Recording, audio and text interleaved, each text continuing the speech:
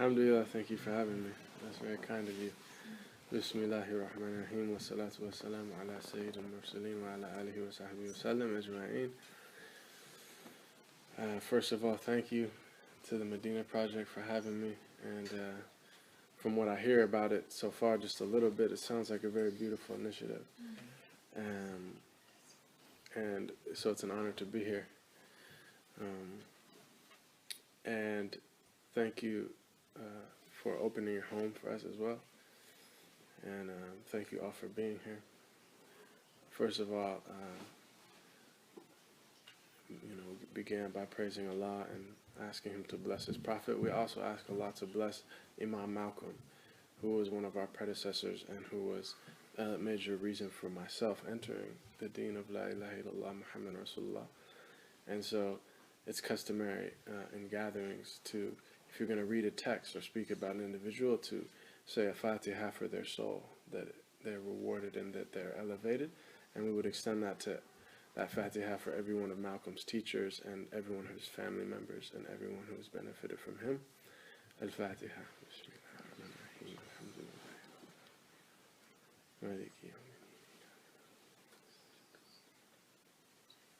Alhamdulillah. Yes.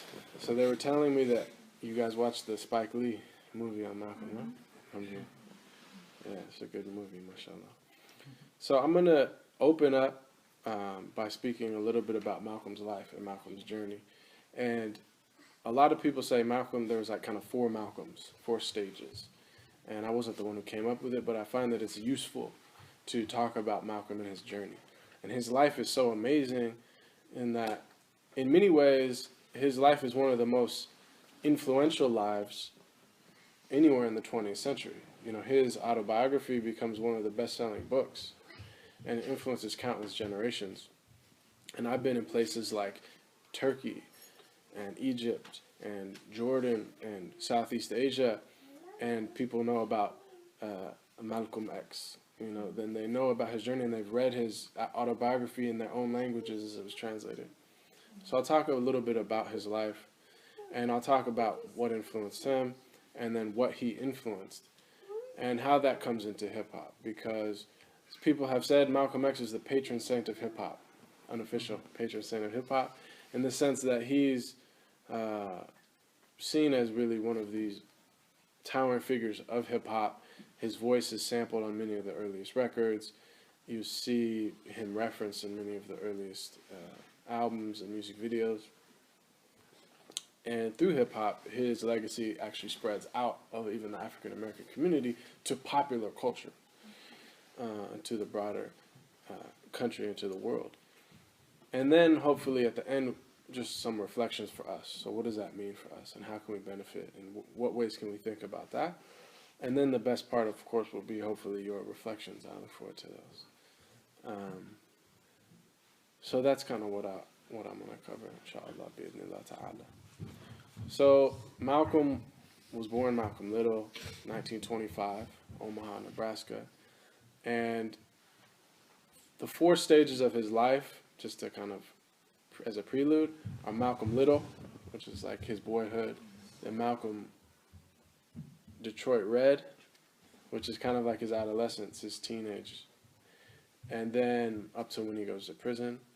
And then Malcolm X is when he kind of has this spiritual and political and conscious awakening. And then you could say Malcolm Shabazz is the last one, Malik Shabazz, when he leaves the Nation of Islam and he embraces what you might call, kind of Sunni Islam, and he travels. And those are that period is really very short. It's only a few years before he was assassinated. And I think it's very useful, because Malcolm is an individual who went through a lot of changes.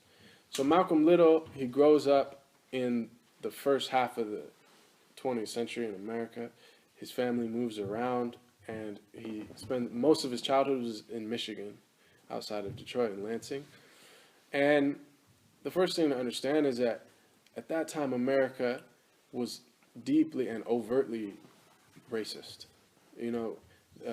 people that served as politicians and in the police, they were openly members of the Ku Klux Klan. They would march with their hoods on the weekends, and then they would go into their, put on their uniforms in the day. Now you still have that to a certain extent, but they keep it on the under. Mm-hmm. But then it was open. It was totally understood. In fact, I just heard around this, what's going on in Oregon right now, that until 1926, I believe it was, black people were outlawed from even stepping foot in the state of Oregon. Mm-hmm. So this was like, it was part of the law. It was, Jim Crow South. It was just overt. It wasn't subtle. There was no like shame about it on part of white people. That was just what was believed was right and acceptable. And Malcolm's parents were involved in the local chapter of the Garveyites. So Marcus Garvey is, you could say in a way, through his parents, the first kind of influence on Malcolm. And Marcus Garvey was a Jamaican, African, Afro-Caribbean, and he was a very powerful orator and thinker. And his platform was, he was one of the first to articulate this idea of back to Africa. That we as Africans in the Americas, we've been stolen from our ancestral homeland. And he said we need to be separate. There's no like integration. We need to have our own economy. He was very big on like business. We need to have our own money. And he actually purchased a cruise ship called the Black Star. And he was saying, we're going to use this cruise ship to bring Africans in the Americas back to Africa. And we're going to establish our own empire in Africa. So that was his platform. And, to foreshadow a little bit, Black Star, you may have heard that. That's, Mos Def and Talib Kweli, Yasin Bey. That is one of the most important hip-hop groups in America is Black Star. And they named themselves after this cruise line, which was called the Black Star Cruise Line. So Malcolm's father was the head of the local chapter of Garveyites. At a certain point, the Garveyites were very strong in the African diaspora. And so many people were involved in that. And Malcolm's mother was actually mixed. Her father was Scottish American. And it's understood, I think Malcolm mentions that her mother was raped, which was very common in slavery and post-slavery as a form of power subjugation, to actually rape African American women. And so Malcolm's mother was very light. In fact, she could pass for white, he mentions. And this is also why Malcolm has lighter skin. He's a quarter white. And also why he has red hair. A lot of Scottish people have red hair. So he had this sandy red hair and this lighter skin. He was the lightest of his siblings. And he noticed that his father favored him because of that. Because of this kind of internalized racism. Even a man who's like very pro-right, pro-African, back to Africa, Afrocentric, still has some of that. So because his father was so, kind of politically minded and, a strong black man, he incited the ire of the local white population. They didn't like him. And he died when Malcolm was very young, I think 6 or something like that. And it was officially ruled an accident. He was run over by a trolley car. His body was actually basically split in half. His leg was severed. But most people in the black community believed that he was killed and made to look like an accident by what was called the Black Legion. And they were basically like the Ku Klux Klan, but instead of wearing white hoods, they wore black hoods.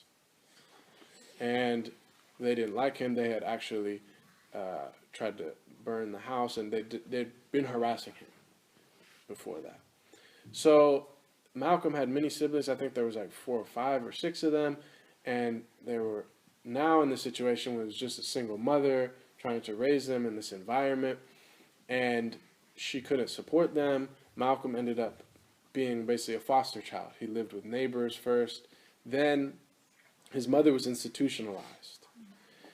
And they said that basically she wasn't fit to raise these children. She's not sane. She's not stable. And so she was institutionalized in a mental institution. And the children were all, at that point, given away to various foster homes, property of the state, you could say.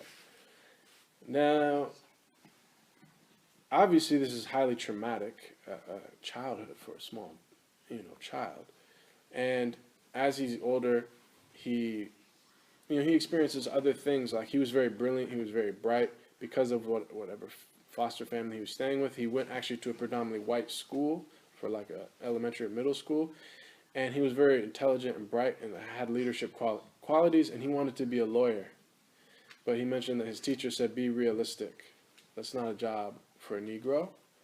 You can maybe work on an assembly line or do something, but that's not a real job for you. So very early, this is his experience. These are his formational experiences. And as he comes into his teenage years, he goes to live with his sister, his older sister, from his father's previous marriage, Ella Collins. And she lived in Boston. And so this is kind of his transition now to Detroit Red. So she put him in a actually good school, all-boys school. And he said that he went there for the first day, and when he found out there was no girls at the school, he didn't come back. Right? So that he basically was the end of his formal schooling. And his school became the streets, because Boston at that time had a pretty vibrant African-American community, and so you have a lot of this kind of big band jazz and music and culture and art scene, so he kind of jumped into that. Whereas before he was kind of like grew up in this rural area, now he's like being urbanized in a sense. And he befriends, if you remember from the movie, Shorty, right? He befriends Shorty, and Shorty, in the book, he actually mentioned Shorty's only a few years old, or 10 years older than him. But actually, Shorty was only a few years older than him. And Shorty kind of taught him like the way of the street, that the whole zoot suit, how to conk your hair, and that whole piece. And that starts the Detroit Red phase, because no one knew where Lansing was. So you're from Michigan, okay, you're Detroit. From Detroit, you got red hair, you're Detroit Red. So that's how he got the name. And he worked on the train, traveling, and he was like this, they called him, he sold sandwiches, so he'd walk through the train and sell sandwiches. And what that allowed him to do is visit all these cities all over the country. And he fell in love with Harlem, which is at that time, they could call it like this black mecca with culture and art and all these things. And he was able to meet musicians and black politicians and basically the who's who through that. But he was really, basically without a lot of guidance, he basically was involved in the kind of underworld criminal. So he lived this dual life. He had a job on these trains, but when he get off the train, he was selling marijuana. He was hustling, basically. So running numbers. There was a phase of like, pimping and all these type of things. What he doesn't mention in the autobiography is that he always kind of had you could say, political edge, a kind of African pride that he had received from his parents. And so it should be remarked that a lot of these individuals in the criminal underworld, they're actually kind of, in many senses, because they're barred from actually having livelihoods. They were told, you can't be a businessman, you can't be a doctor, you can't be a lawyer, you can shine somebody's shoes. Well, many of the people that were intelligent and weren't going to fall in line like that, they said, well, you know what, I'm going to start my own enterprise outside of the system. So crime became actually a type of rebellion. And, you can justify a lot of stuff to yourself in that. But you see that's a common theme throughout hip-hop. Even talking about someone like Jay-Z, who he markets his like very capitalist spirit as a rebellion. Like, I'm not supposed to be here. Someone like Kanye West. I'm not supposed to be in the fashion world. I'm not supposed to be outside of South Side Chicago. So being wealthy and having these type of things is actually seen as kind of a rebellion, a way to rebel.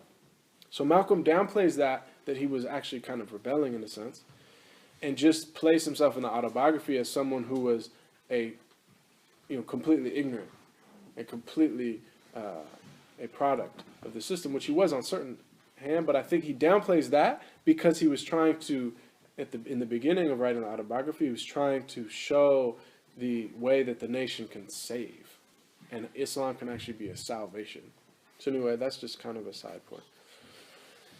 To make a long story short, Malcolm, he gets fired. He was supposed to be drafted, but he played like he was crazy when they interviewed him, and he acted like he was totally crazy. And so they were like, he's mentally unfit for service. So that's how he got out of that.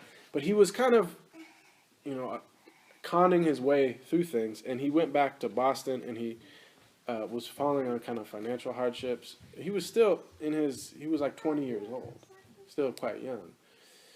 But having had all these experiences throughout his teens, and he kind of arranges a band of criminals, and they start robbing homes of the wealthy white people. And how they do it is they have a few white women who are their friends, and they would actually go like door to door and act as if they were like selling things, and they would be invited in, and they would talk to the people, but meanwhile they're casing the joint.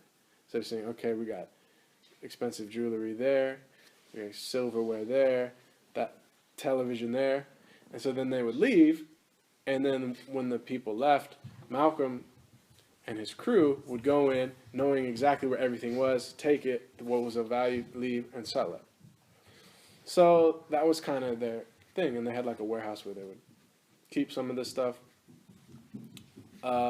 Eventually they get caught, and it didn't take too long, actually. They got caught, and Malcolm and Shorty, and they get 8 to 10 years, which was the maximum, even beyond the maximum. And the reason that was discussed in the courtroom is that, well, you shouldn't have been hanging around with white women. So because they were seen as kind of using these white women, they threw the book at them. Whereas the white women involved only got about 6 or 7 months for the same essential crime, right? And their defense was, we were frightened for our lives, we were manipulated by these scary black men, and so they were given short time. And Malcolm felt very betrayed by his white friends that did this. And so when he enters prison, he's about 20 years old. He's still very young. And this is kind of like the very dark period of his life. He becomes an atheist, actually, and you could say Detroit Red, he has a short period where he's actually called Satan. The other prisoners knew him as Satan because he was very anti-religion, and he was very just, a frightening type of person, actually. And within about a year or two of being in prison, his brother, Wilfred, had converted to the Nation of Islam. And so starts writing him about the Nation of Islam.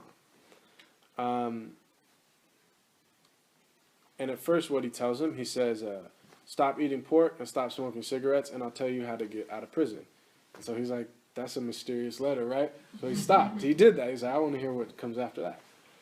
And then he started telling him in his letters this idea of, the black man being the true people, the original inhabitants of this earth, white people being devils, and the whole thing. And it's interesting because Malcolm was kind of anti-religion. He wasn't interested in religion, but he says that he started reflecting after he got that letter on all his interactions with white people in his entire life. And he said, he came to the conclusion, yeah, that's actually been my experience. That every experience that I've had with white people, this is true. And especially, he was thinking of like this betrayal by these white women that he was with, the teacher that told him this, what happened to his father, what happened to his mother, his experience as he's interacting. And so he basically is transformed by this. Now, to give like a little backstory on what is the nation, because the nation is still quite misunderstood. Um, in the 20s, I believe it was the 20s, there was a lot of people that there were quite a few actually Muslims coming from the subcontinent. A lot of them were actually, interestingly enough, Ahmadiyya Muslims. And they were actually doing dawah. They were talking about Islam in the inner city. They actually tried to speak to white people too, but they didn't have as much success, so they started focusing on the inner city. And they gained actually quite a few converts.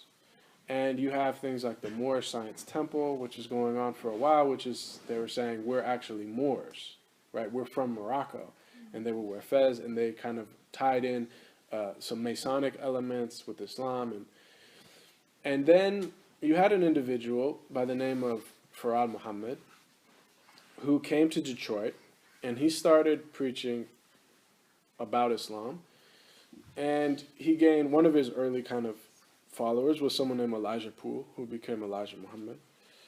And he preached something which most Muslims wouldn't recognize as Islam totally, like kind of Islam, but also having some elements which are foreign to what Muslims understand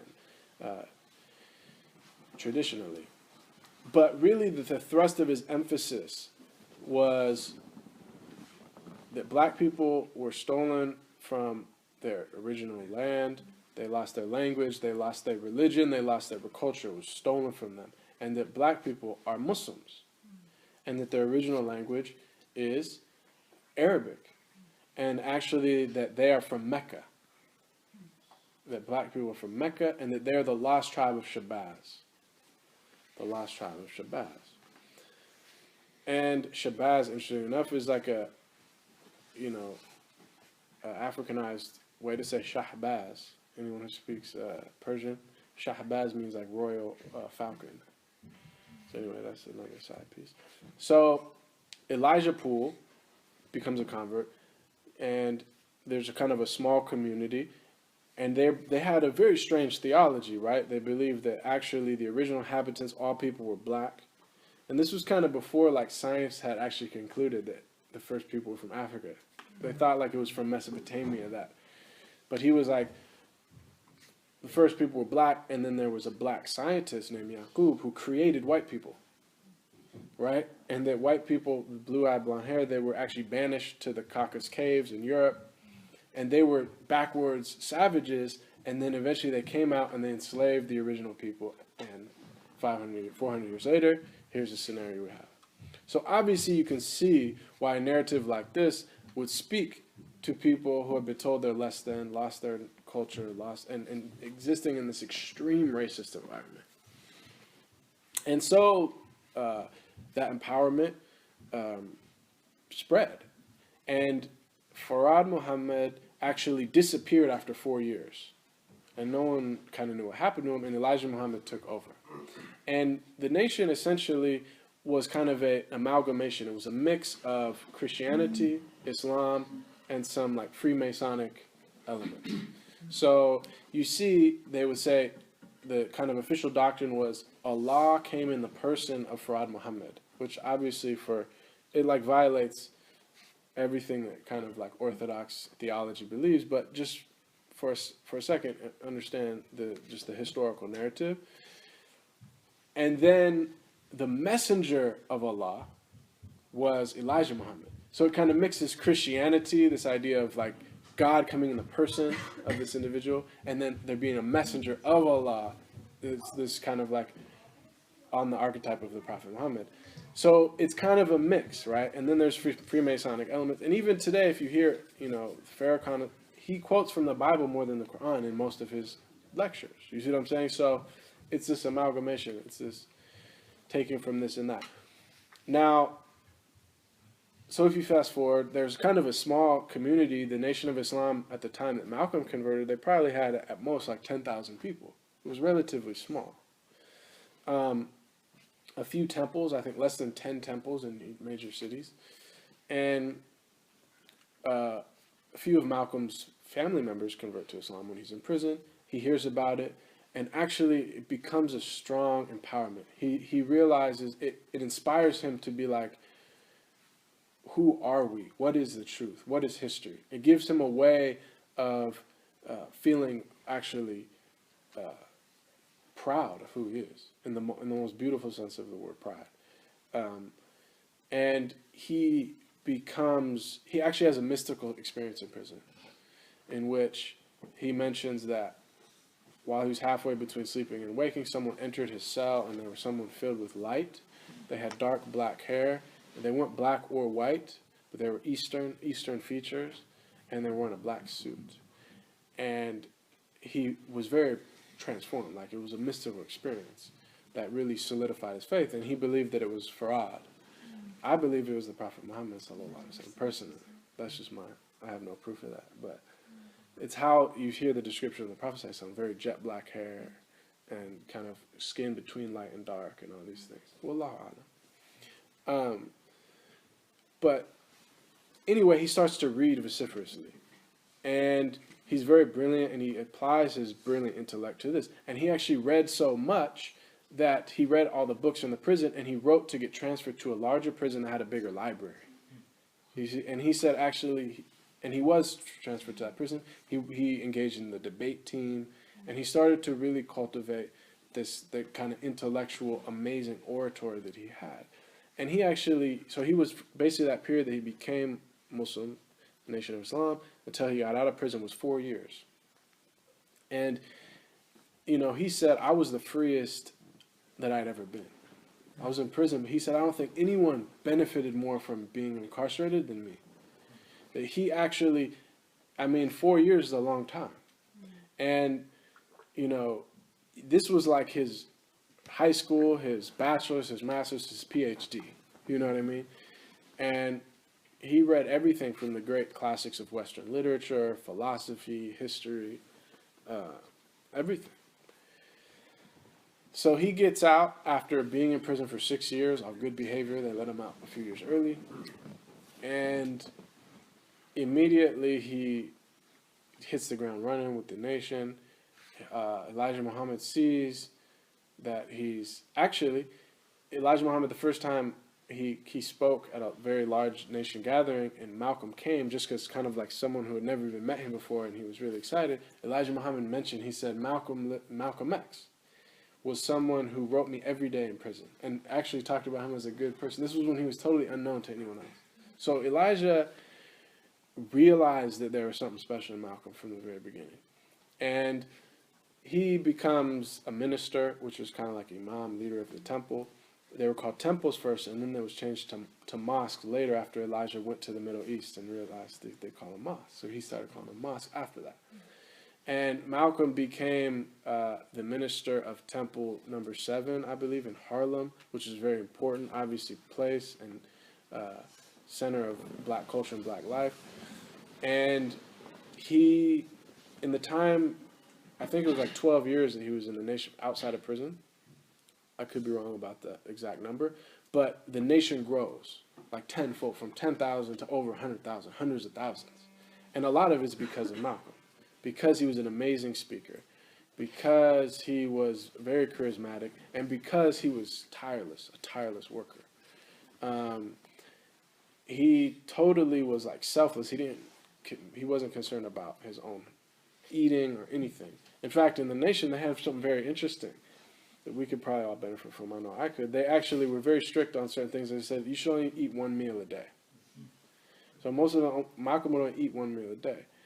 And there's this idea, eat to live, don't live to eat. So they were very they're so very regimented. The nation at that time, they took a lot from this kind of Garvey idea, and that we need to do for self. We need our own businesses, our own schools, our own media, and our own economic base, our own land, and they had all that. It was like a thriving. It was really like you're talking about the Islamic State. Like it was like an Islamic state in America, and owning hundreds of businesses, many acres of land, a newspaper which became one of the dominant newspapers in America. It's very amazing what they did.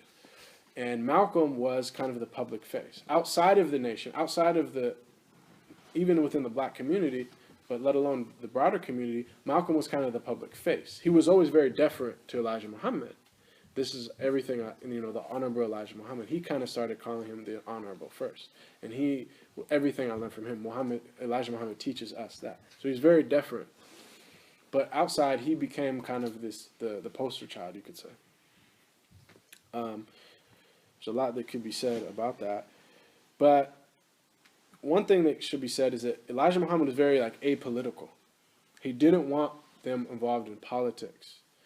But Malcolm wanted to be engaged. He was looking at the civil rights. He was looking at what was going on, and he wanted to be involved in all that. And Elijah Muhammad is invited actually to go make Hajj and to be think about the Muslim nations at that time, right? 50s and things like that. They're hearing about these black Muslims in America, and they're really fascinated by it.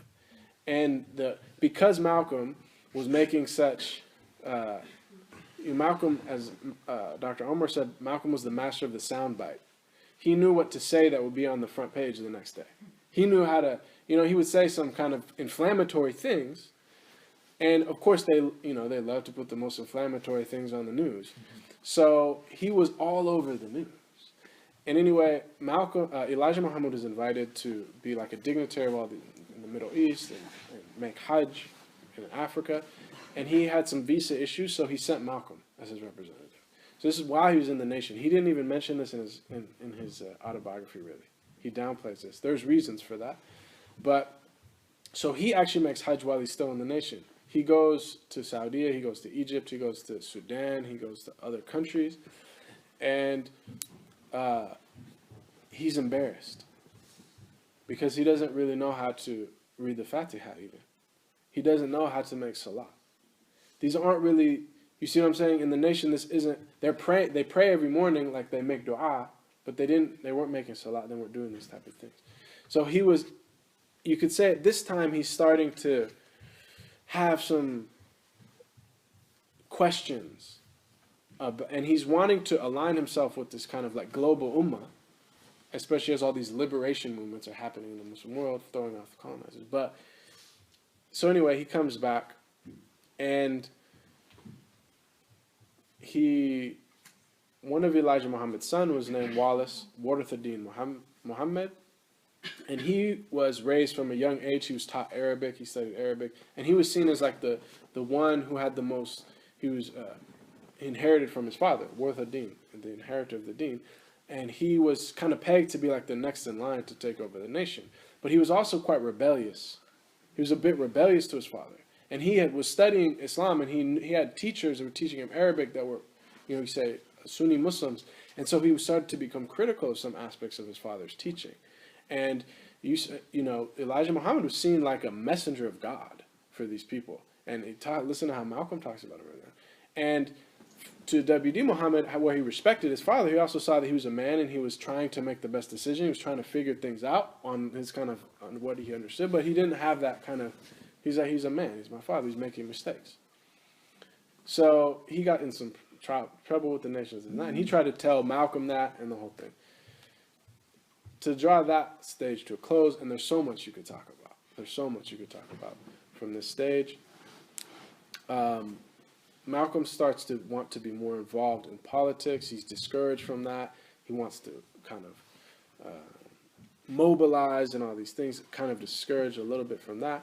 But Malcolm starts to, in certain eyes, eclipse the nation itself. He starts to be this broader figure. And there's jealousy within the nation of that and all these type of things. And two things happen that kind of push him out of the nation. One is that at first he didn't believe it, but he finds that Elijah Muhammad had fathered many children out of wedlock with various of his secretaries. And you have to understand the nation had very strict rules. And you would be banished for adultery, for fornication. They were very strict, and they had courts, and they had paramilitary, the fruit of Islam. They were enforcing their Sharia, you could say. And so to find that the leader actually had done these type of activities and tried to keep it on the under, Malcolm couldn't believe it, because it's kind of believing that his prophet is fallible all of a sudden. And it was really like a crisis of faith for him. But eventually, through talking to Wallace, Warathuddin, W.D. Muhammad, he was like, "This is true. It's true. My father, fathered these children out of wedlock and all these type of things." So that happens. So then, the last straw was Malcolm after JFK was assassinated.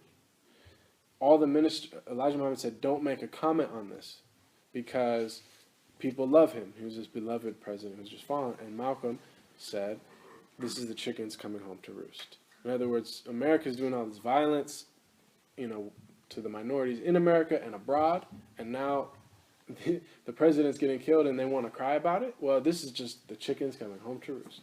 And that became the front page on every major newspaper. And Elijah Muhammad was furious with that. And he basically kicked Malcolm out, or he put him on suspension for a period of various months. And eventually, it just soured. There were certain people in the nation that were jealous of Malcolm, didn't like Malcolm. Malcolm starts raising issues about what about these fathering these children, and he's kicked out for good. That's the Malcolm X period, and then it's Malcolm Malik Shabazz. You can imagine the kind of trauma of all that. Like, this is the man who saved him. This is the man who gave him his life, and he was very loyal to him. And now he sees his fallibility, and is kind of kicked out in this manner. So it's, again, like a major trauma for him. So what Malcolm does is then he goes again on Hajj, and he travels to all these places, and he visits all these different countries. He visits dignitaries. He's seen as like a dignitary, you see. So he's meeting the heads of state and all these things. And it's like Nasser's Egypt. And so it's very like kind of this leftist Islam. And Malcolm liked that, but he didn't trust the kind of secularism. And then he went to Saudi, and he liked that they were very like pious, but he didn't like their like conservatism. They were so conservative and all this stuff. So they were trying to kind of claim Malcolm, but he was kind of like, and something that's actually not very known is that he met with the Sheikh al-Azhar, and they offered to create a branch of al-Azhar in Harlem under Malcolm's leadership at that time. And that both al-Azhar and Medina universities, the Saudi universities, they offered that to accept on scholarship any Muslim Americans that would come. And Malcolm kind of enters this stage of claiming, I'm a Sunni Muslim, and there was good things in the nation, but there was also bad things, and he starts to be more critical of the nation. And this is the important thing, he founds two organizations. So one is the Organization of Afro-American Unity, and one is the Muslim Mosque Inc. So this is an important takeaway. So he still wanted to have the religious organization, which is kind of increasing knowledge, study of the deen, uniting Muslims, and practicing Islam. But now he realizes not all people are going to become Muslim. But there's a lot of issues going on in this world, and people that want to stand for justice need to be united regardless of their religion. And so this is the Organization for African American Unity. And they say actually that he wanted Elijah Muhammad's son, Wallace, to actually head the Muslim Mosque Inc. And that he was going to basically run the more political. And this is when he kind of becomes a real problem. The FBI had been following him for a long time, since actually when he was in prison, because he wrote a letter to the president criticizing him in prison. And so, but now they're like, he's actually going as a representative of like black people in America, saying it's not a civil rights issue, it's a human rights issue. And just like we're anti-apartheid in South Africa, we need to be anti-apartheid in America.